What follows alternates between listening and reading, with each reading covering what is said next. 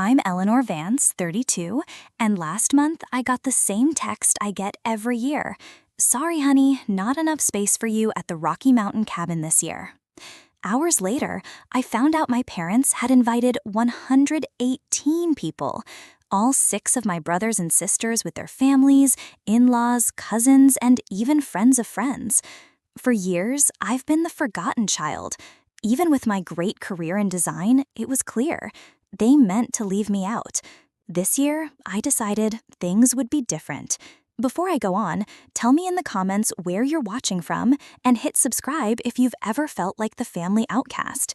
Trust me, you'll want to see how this ends. The Rocky Mountain family trip wasn't just any vacation. It was a special tradition started by my grandparents, Hazel and Robert Vance, almost 40 years ago. When I was little, Grandpa Robert would tell stories about how he and Grandma fell in love with the clear mountain air and tall trees during their honeymoon. One day, he'd say with a twinkle in his eye, "This will be our family's special place." He kept his word. They bought the big mountain property when I was just 6 years old. That property became the place for so many childhood memories. I remember running down to the private creek with my siblings every summer morning, our laughter echoing through the woods. My oldest brother David would set up big scavenger hunts all over the 10-acre property. My sisters, Emily and Chloe, would help Grandma make huge family meals in the old-fashioned kitchen. The twins, Mark and Paul, were always getting into trouble climbing the tallest trees. And my youngest sister, Lily, was Grandpa's shadow, following him as he worked in the gardens. But it was me that Grandpa Robert would take on special art walks around the property. He saw my love for drawing before anyone else. "You see the world differently, Eleanor," he'd say as I drew the mountains reflected in the pond. "You have a gift." He'd set up a small easel for me on the porch, and sometimes he'd sit quietly beside me for hours as I painted, giving gentle encouragement. "Your art will take you places," Grandpa would say. "Don't let anyone tell you it's not a good path." When I said I wanted to go to art school instead of the business program my parents picked, Grandpa and Grandma were my only supporters. My father, Richard Vance, who ran a big banking company, didn't hide his disappointment. "Artists don't pay mortgages," he said at dinner. My mother, Patricia, always agreed with him. The summer after my second year of college, both grandparents passed away within months of each other. Their absence left a big hole in our family, but they made sure their beloved Rocky Mountain property would keep bringing us together. They left it to my parents with a letter saying they wanted the yearly family gatherings to continue. And they did continue, but the feeling changed. My parents took over organizing the trips, turning what used to be fun, relaxed gatherings into more formal, show-off events. The guest lists grew beyond close family to include my father's business partners and my mother's social friends. What was once a place for real connection became a chance for networking. Even though my parents didn't approve of my career choice, I worked very hard in art school. I took on freelance graphic design jobs while my classmates partied. By graduation, I already had a great portfolio and many clients. Today, I run my own successful design studio with clients from new tech companies to well-known luxury brands. But my parents never seemed to notice my work success. The first time I was left out of the trip was 3 years ago. The text came 2 weeks before the event. "Honey, we're keeping it small this year. Just close family. Not enough space. Maybe next summer." I was hurt, but made excuses for them in my mind. Maybe they really were cutting back. Maybe they needed family time with just my siblings. I told myself it didn't matter. But I cried myself to sleep that night.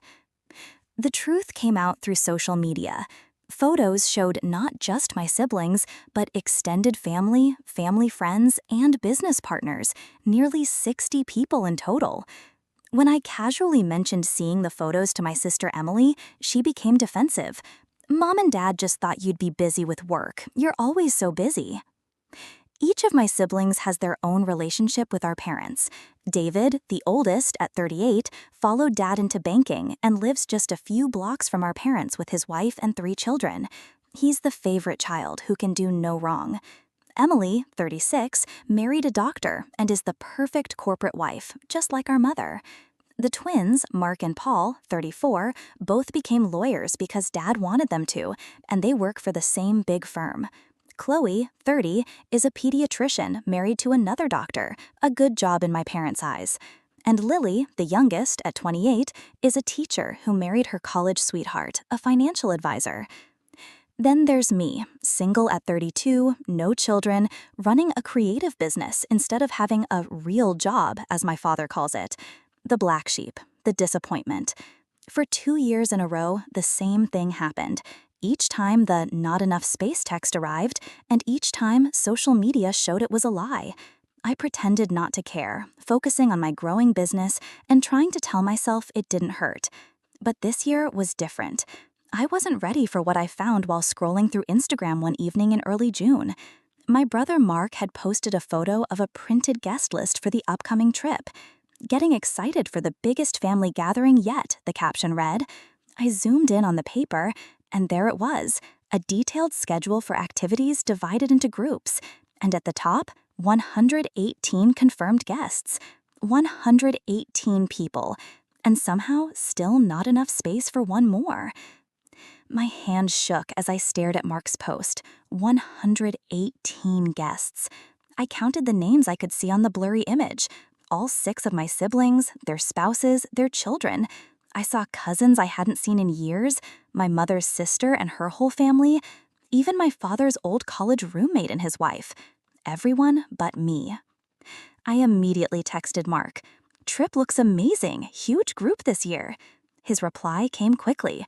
"Yeah, gonna be epic. Mom and Dad went all out." I made myself sound casual. "Wow, 118 people. Must be using every inch of the property." "How do you know the exact number?" "Dad's been stressing about fitting everyone. Had to rent 2 nearby properties to handle the overflow." My stomach dropped. They'd rented extra properties. The not enough space excuse completely fell apart. I put my phone down and walked to my apartment window, staring out at the Denver skyline as tears ran down my face. It wasn't about space. It never had been. The physical reaction was instant. My chest tightened, my breathing became shallow. I slid down against the wall until I was sitting on the floor, hugging my knees. For almost an hour, I couldn't move, replaying years of small exclusions and dismissals.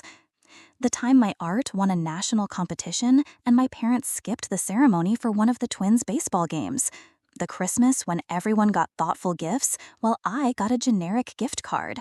The family photos where I was placed at the edge, easy to crop out. When I could finally move again, I called my best friend, Luna. We'd met in art school and had been each other's support system ever since. She answered on the second ring. "They did it again," I said, my voice breaking. "The trip." "Oh, Eleanor." Her voice was soft with understanding. 118 people, Luna. They rented extra properties to fit everyone. That's beyond hurtful. That's purposely cruel. Am I overreacting? Maybe there's a reason. "Stop," Luna interrupted firmly. "This isn't about space, and you know it. This is about control and punishment.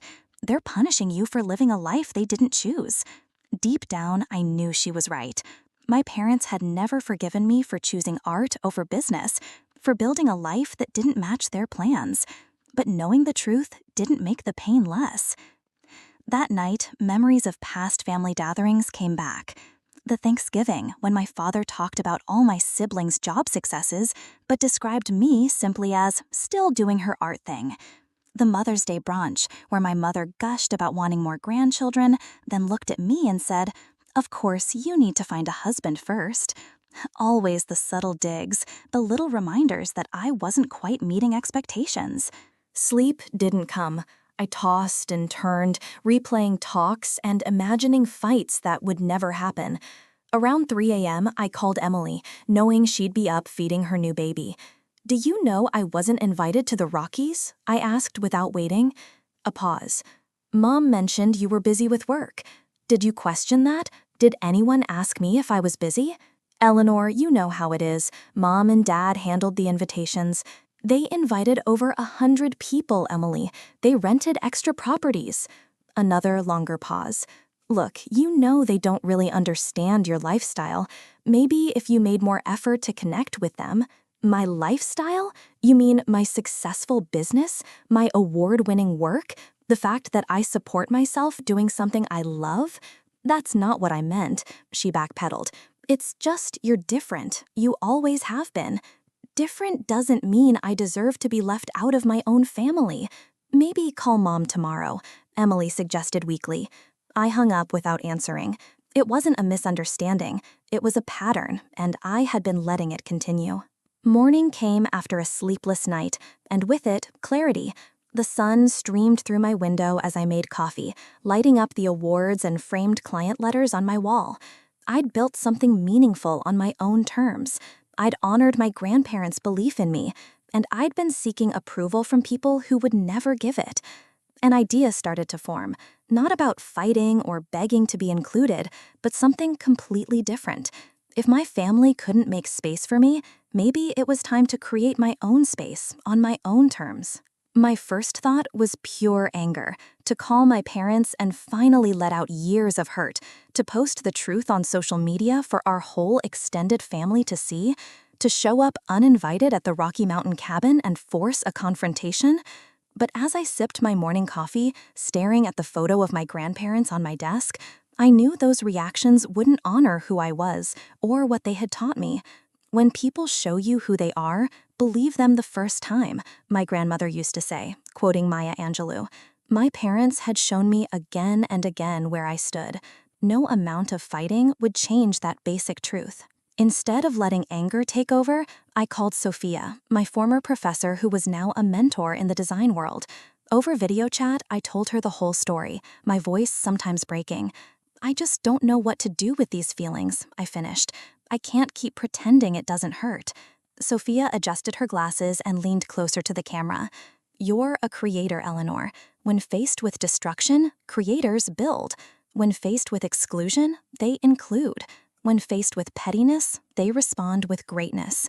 What exactly are you suggesting?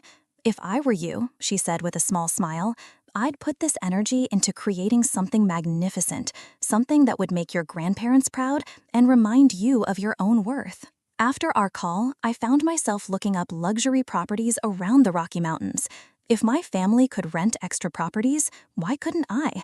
I wasn't trying to compete exactly, but the idea of creating my own retreat, my own tradition, suddenly felt empowering.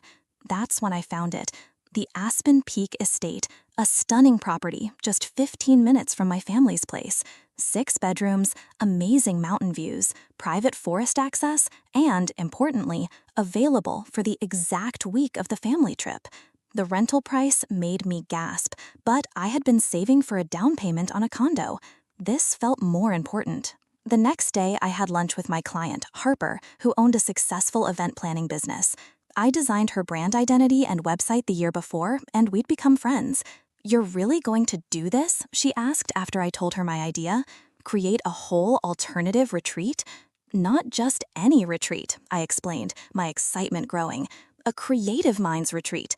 I could invite friends, clients, other designers, people who appreciate creative work. We could have workshops, outdoor activities, amazing food. Everything my grandparents' retreats used to have before they became my parents' networking events. Harper's eyes lit up.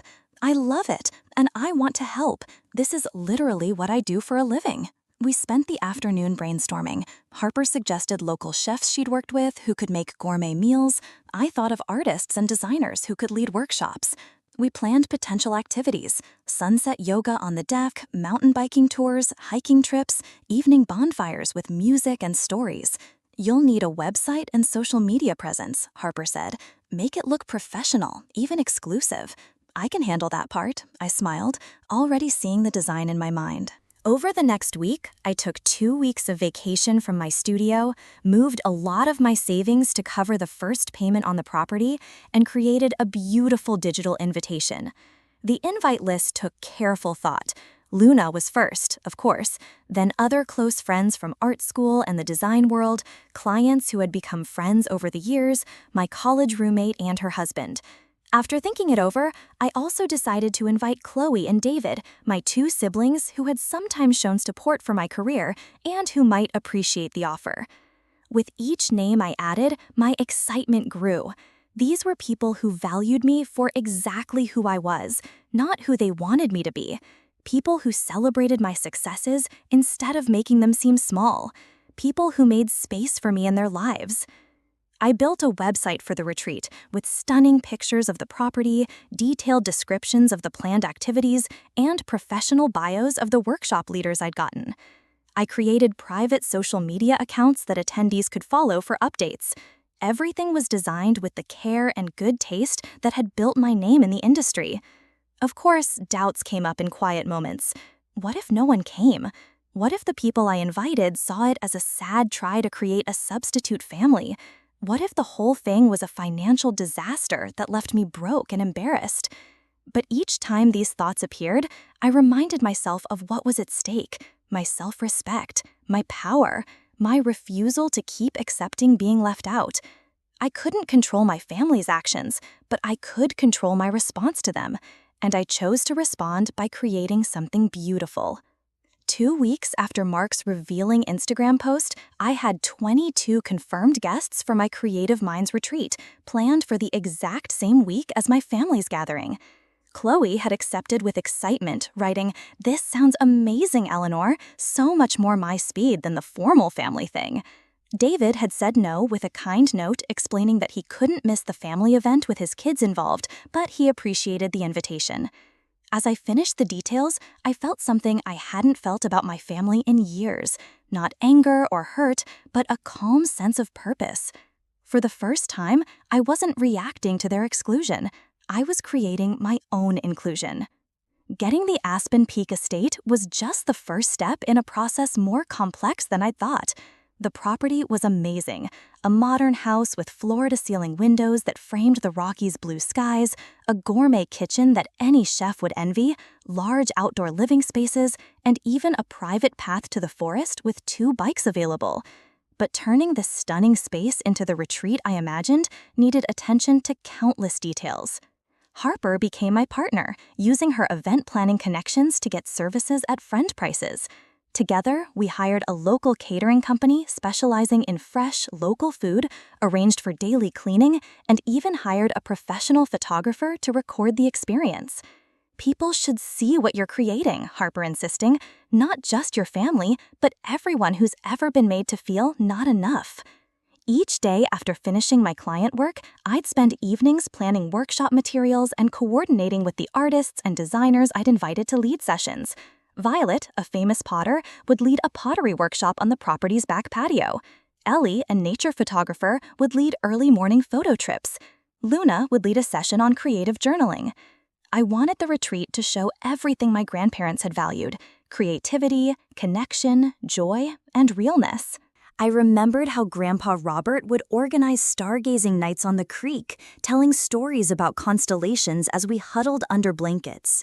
How Grandma Hazel would arrange wildflowers from the property in jars placed throughout the house. These weren't expensive gestures, but they were thoughtful ones that made everyone feel special. The money stress started to grow as payments were due. I took on extra client projects, working late into the night to make sure I could pay for the retreat without completely using up my savings. There were times when I questioned my decision. Was I going too far? Was I overreacting to years of being left out by spending thousands of dollars on what might seem like a small response? But then I'd get an excited message from one of my invited guests saying how much they were looking forward to the retreat, and my resolve would strengthen. This wasn't about revenge. It was about creating joy where there had been hurt. 1 week before the retreat, disaster struck. The catering company called to tell me they had double booked and couldn't work our event anymore. I sat on my apartment floor, surrounded by welcome basket supplies I'd been putting together, fighting back tears of frustration. "I can't believe this is happening," I told Luna over the phone. "What am I going to do? 22 people expecting gourmet meals for 5 days, and suddenly no chef." "Breathe," Luna said calmly. "This is fixable. Let me make some calls." Within hours, Luna had connected me with Emily, a personal chef who had trained at a top cooking school. She was between jobs and available for the whole week. After looking at the menus I'd planned, Emily suggested changes that would actually make the dining experience better. What had seemed like a disaster had turned into an unexpected upgrade. The day before guests were set to arrive, I drove up to the Rocky Mountains with my car packed full of supplies. As I pulled into the circular driveway of Aspen Peak Estate, the afternoon sun lit up the property with golden light.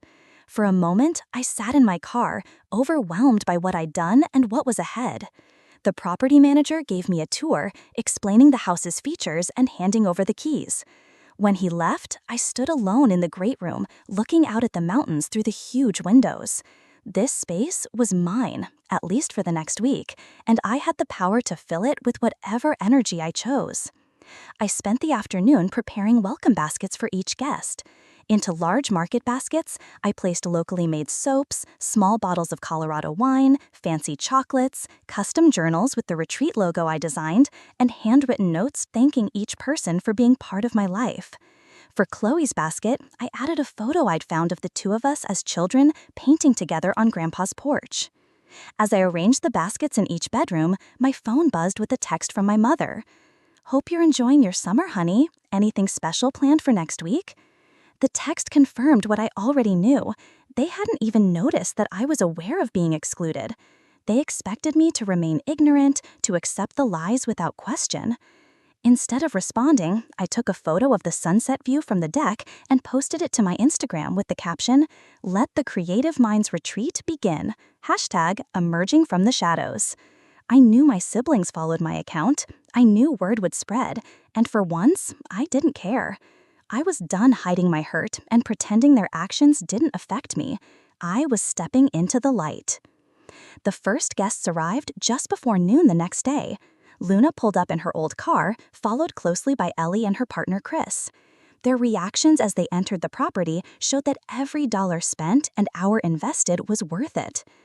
"Eleanor, this is unbelievable," Luna gasped, taking in the tall ceilings and mountain views. "You've outdone yourself." Throughout the afternoon, the remaining guests slowly arrived. Some I hadn't seen in years, and our reunions were filled with real warmth. Everyone admired the property, the welcome baskets, the detailed schedule I'd created for the week ahead. The energy in the house grew with each arrival, creating exactly the feeling I'd hoped for: creative, excited, joyful. Emily, the chef, arrived with help and began preparing our welcome dinner as I showed guests to their rooms and helped them settle in. By sunset, all 22 participants had arrived, including my sister Chloe, who pulled me into a tight hug. "This is incredible," she whispered. "I had no idea you were planning something so amazing." "Did anyone else in the family notice my Instagram post?" I asked quietly. Chloe's expression turned slightly uncomfortable. "Mom asked if I knew anything about it. I just said I'd be seeing you this week." I nodded, appreciating her quietness. "Thank you for coming. It means a lot." Our first dinner was better than all expectations. Emily served a multi-course meal with locally sourced ingredients, each plate a work of art. We ate at a long table on the deck, string lights twinkling overhead, the conversation flowing as freely as the wine. I stood to welcome everyone officially, my heart full as I looked at the faces of people who had chosen to be there, who had made space for me in their lives. To creativity, to connection, and to creating our own traditions, I toasted, raising my glass. As the evening went on, I noticed guests taking photos and posting them on social media. By morning, my phone was buzzing with notifications, not just from retreat participants sharing their experiences, but from family members who had suddenly realized what I was doing. The first text came from Mark. "That place looks incredible. What's this retreat thing about?" Then Emily. "Mom's asking why Chloe is with you and not at the family gathering, just FYI. I chose not to respond right away, focusing instead on the morning's activities. We began with sunrise yoga on the deck, led by Chris, who was a certified instructor. After a breakfast of fresh fruit and homemade pastries, Ellie led the first group on a photography hike, while Violet set up her pottery wheels on the patio for the remaining guests. Throughout the day, I was too busy and truly engaged to check my phone often, but when I did, the messages had grown. My brother Paul had texted, "Saw your posts, looks amazing, didn't know you were planning something for this week." The hidden meaning was clear. He was wondering why he hadn't been invited. The most surprising thing happened on the third day of the retreat. We were returning from a boat tour of the lake when I saw an elegant older woman waiting on the dock. It took me a moment to recognize my grandmother's sister, Elizabeth, after whom I had been named. "Great Aunt Elizabeth, what are you doing here?" I exclaimed, helping her up. "I saw photos of this place on that Instagram thing," she said, waving her hand dismissively. "Recognized the view. I was supposed to be at your parents' gathering, but this looked far more interesting." At 84, Great Aunt Elizabeth had always been the family rebel, traveling the world as a journalist when most women of her generation were expected to stay home. She had been close to my grandparents and had always shown special interest in my creative pursuits. That evening, Elizabeth and I sat on the deck after most guests had gone to bed, sharing a bottle of her favorite drink. "Your grandparents would be proud of you," she said suddenly. "Not just for this," she gestured at the property, "but for staying true to yourself despite Richard and Patricia's disapproval." "You know about that?" I asked, surprised. "Of course I do. I've watched them favor your siblings for years. Robert and Hazel saw it too. It broke their hearts." The validation from someone who had known and loved my grandparents brought unexpected tears. "I've tried so hard to earn their approval," I admitted. "Some people's approval isn't worth earning," Elizabeth said firmly. "Your grandparents understood that creativity isn't just a job choice, it's a way of seeing the world. They saw that in you from the beginning." The conversation with Elizabeth made me feel grounded, reminding me why I'd created the retreat in the first place. It wasn't about proving something to my parents. It was about honoring the parts of myself they couldn't or wouldn't value. The next day, as we were gathered for lunch, my phone rang with my mother's number. I let it go to voicemail, but she called again right away. On the third call, I excused myself and answered. "Eleanor, where are you?" My mother's voice was tight with controlled anger. "Elizabeth was supposed to arrive at the retreat yesterday, but she's not answering her phone." "She's here, Mom, with me." A long silence followed. "What do you mean with you? Where is here?" "I'm hosting my own retreat this week. Great Aunt Elizabeth decided to join us instead." "You're in the Rockies?" The shock in her voice was almost funny. "But we told you there wasn't enough space." "I know exactly what you told me," I interrupted, keeping my voice steady. "And I know you invited 118 people and rented extra properties. I decided to make my own space." Another long pause. "We need to talk about this. Your father and I are coming over." Before I could protest, she had hung up. I returned to the group, trying to stay calm, but Luna immediately noticed something was wrong. "My parents are coming here," I explained quietly. "They just found out where I am." Luna squeezed my hand. "We've got your back, all of us." An hour later, my parents' car pulled into the driveway. I met them outside, not wanting to disturb the workshop happening in the great room. My mother looked me up and down, taking in the property behind me with narrowed eyes. "What exactly is going on here, Eleanor?" "I'm hosting a creative retreat for friends and colleagues," I replied calmly. "Since I wasn't welcome at the family gathering, I made other plans." "Not welcome?" My father's face turned red. "We simply said there wasn't enough space for one person." I finished for him. "While you invited 118 others and rented extra properties. Let's not pretend this was about space, Dad." My mother's expression changed between anger and embarrassment. "We thought you'd be busy with work. You're always so focused on your projects." "My projects are my career, Mom. A successful career that you and Dad have never acknowledged." The words I'd held back for years, not in an emotional outburst, but as simple facts. "You've excluded me from family events for 3 years running. You've made my accomplishments seem small while celebrating my siblings.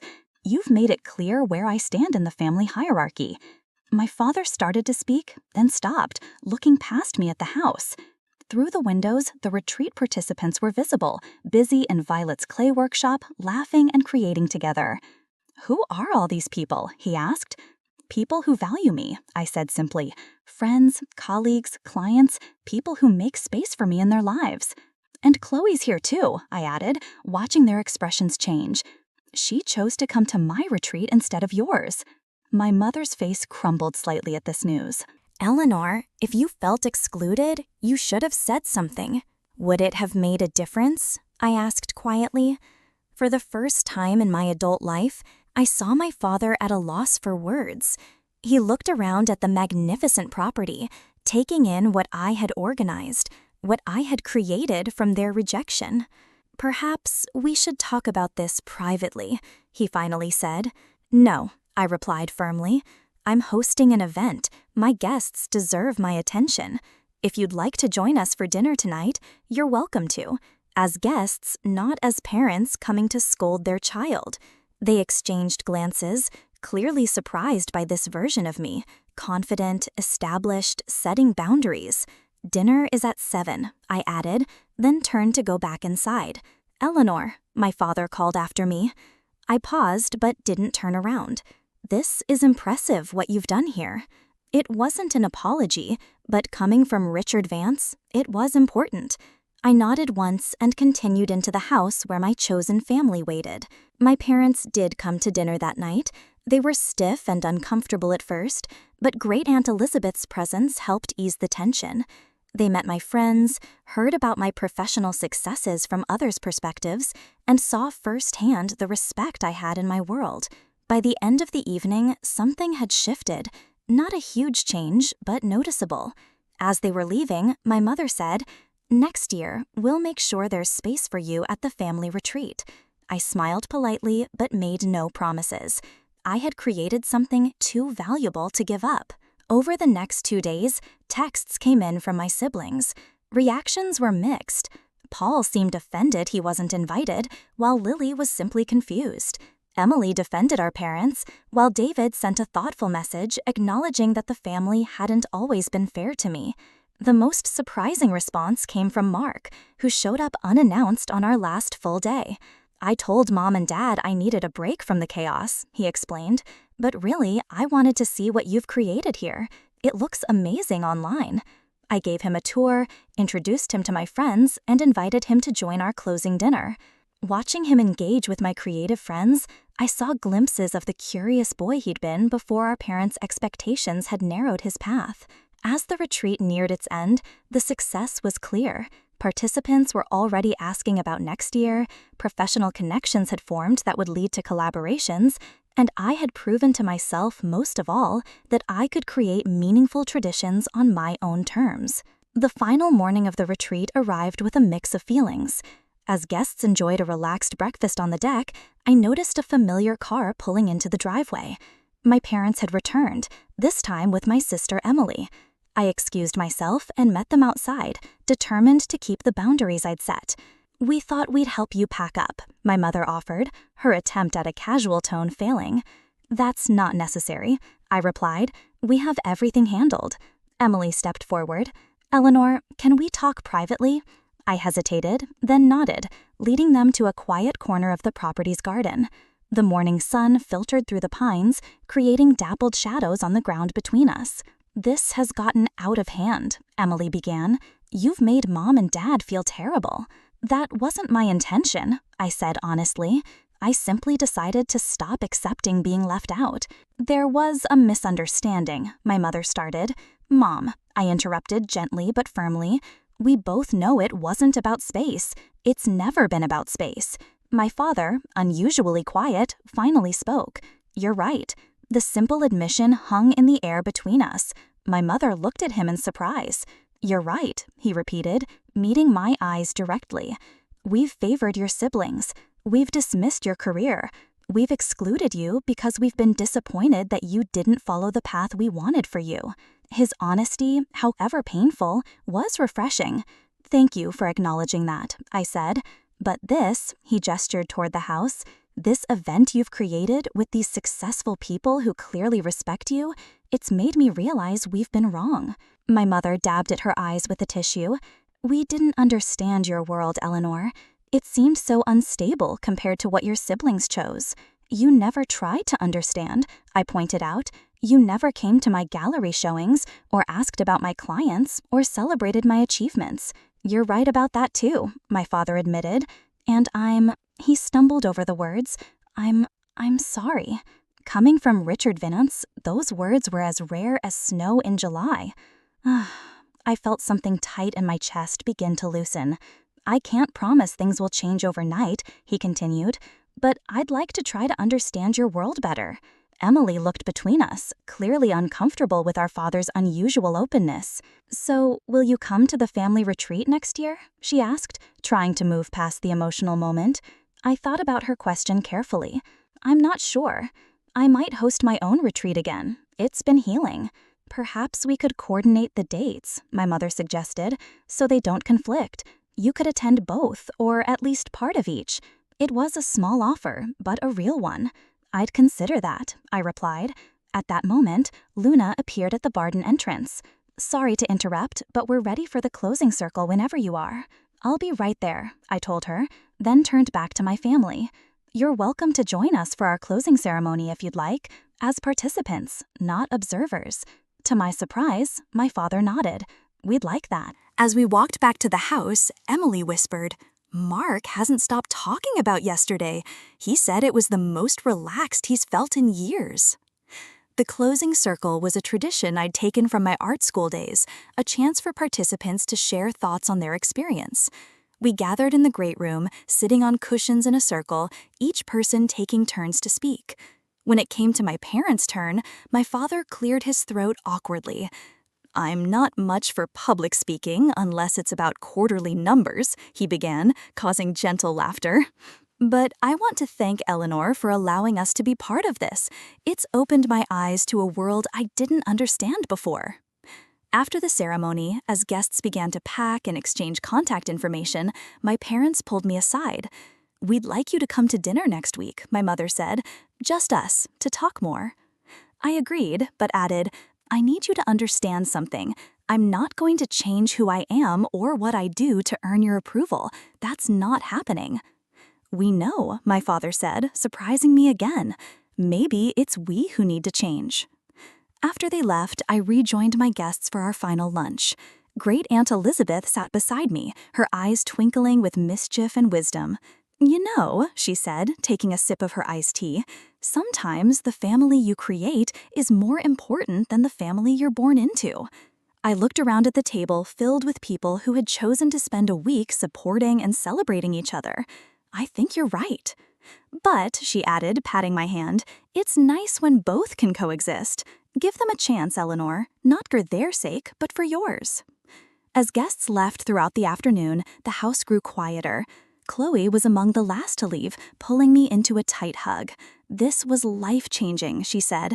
I've been so caught up in meeting Mom and Dad's expectations that I forgot what it feels like to just create, to play, to connect honestly. You're welcome at my table anytime, I told her. Mark had extended his unplanned visit and helped load the last of the supplies into my car. As we closed up the house, he said, I'm sorry, Eleanor. For what? For not seeing what was happening to you, for going along with it. I looked at my brother, really looked at him, and saw not the corporate lawyer our parents had made, but the boy who used to build big sandcastles with me at the lake. Maybe we can all do better moving forward, I suggested. By sunset, I was alone on the deck of Aspen Peak Estate, watching the golden light fade from the water. The retreat had been a success beyond my hopes, not just professionally or socially, but personally. I had turned exclusion into inclusion, rejection into creation, hurt into healing. I didn't know what would happen with my family moving forward. Decades of patterns rarely disappear in a single weekend. But for the first time in years, there seemed to be an opening, a willingness to see me as I was, not as they wished I would be. As I locked the door of the property for the final time, I felt a deep sense of thanks for my grandparents who had seen my creative spirit, for friends who had supported my vision, and even for the exclusion that had forced me to create something uniquely mine. Whatever happens next, I knew this truth. I would never again make myself smaller to fit into spaces too narrow to hold all of who I was. The drive back to Denver gave me time to think about everything that had happened. The mountain roads wound down from the Rockies' height, each curve bringing me closer to my everyday life, but with a new view. The retreat hadn't just been a one-week event, it had been a turning point. When I arrived home, my apartment felt different, not physically, but energetically. The space that had seen my tears of exclusion now held the confidence of someone who had turned rejection into creation. I unpacked slowly, each retreat item, the leftover welcome basket supplies, the printed schedules, the group photos, a clear reminder of what I'd done. The responses from guests began flooding in the next day. Email after email expressed thanks, described creative breakthroughs, and asked about next year's retreat. Ellie wrote that she'd gotten a major photography exhibition after showing her Rockies shots to a gallery owner. Violet mentioned that 2 retreat participants had asked for large pottery pieces for their homes. Luna called to say she'd already started a group chat for Creative Minds Retreat alumni. What had begun as a response to being left out had become something with a life of its own, a community, a tradition, a testament to the power of creating your own table when you're not offered a seat at someone else's. The promised dinner with my parents came the following week. I arrived at their Denver home with careful hope but firm boundaries. The conversation was awkward at times, with decades of patterns not easily broken, but there was a clear shift. My father actually asked questions about my business, real questions that showed true interest. My mother showed me a ceramic bowl she'd bought from a local artist, asking for my opinion on the glazing technique. "We've been talking," my father said over dessert, "about the family retreat." I waited, expecting them to ask me again about attending next year. "We think it's gotten away from what your grandparents intended," he continued. "Too many people, too formal, too much networking." "Next year," my mother added, "we're scaling back, just close family, the way it used to be." I nodded, appreciating the gesture, but not ready to commit. "That sounds nice." And my father cleared his throat. "We'd like to come to your retreat next year, just for a day or 2, if that would be all right, to see your world more fully." The request surprised me. Richard and Patricia Vance willingly entering a space filled with artists, designers, and creative business owners? It wasn't an apology for years of exclusion, but it was a step toward understanding. "I'd like that," I said simply. The weeks that followed brought healing conversations with some siblings and continued tension with others. Chloe and I began meeting weekly for coffee, reconnecting as adults in a way we never had growing up. David invited me to his son's art show at school, a small gesture that meant more than he probably realized. Mark called occasionally, asking questions about my work with a curiosity that seemed real. Emily remained defensive of our parents, unwilling to acknowledge the family dynamics that had hurt me. Paul and Lily kept their distance, perhaps unsure how to handle the changing family situation.